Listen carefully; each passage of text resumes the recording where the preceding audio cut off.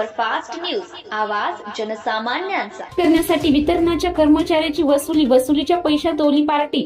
सविस्तर वृत्त असे की नेर तालुक्यातील उत्तर वाढोणा सर्कल मध्ये नेर येथील वीज वितरण कंपनीचे महिला अधिकारी उत्तर वाढोणा सर्कल मधील ग्राहकाकडून वीज बिल कमी करून देण्याच्या नावाखाली हजारो रुपयाची वसुली करण्यात आली आणि सोनखास येथील ढाब्यावर बसून ऑन ड्युटी करीत दिसत असून अशा अधिकाऱ्यावर कोणती कारवाई करणार याकडे जनतेचे लक्ष लागले आहे।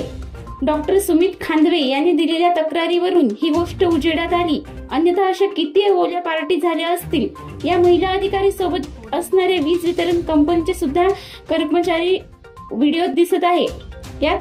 यात आता प्रयत्न नेर तालुक्यातील 6 ग्राहकाकडून 85,000ची वसुली झाल्याची तक्रार झालेली आहे। हेटी येथील राजू गोविंदराव घटोळे 10,000, सतीश रावण झांबरे 10,000, संतोष झांबरे 15,000, बळवंत डोळे 15,000, भटू घटोळे 25,000 रुपये अजून बरेचसे ग्राहकाकडून वसुली झाल्याची तक्रार आहे।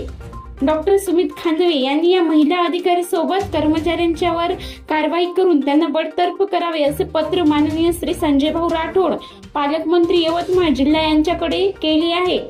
महाराष्ट्र सुपरफास्ट न्यूज साठी देवीचंद राठोड, नेर।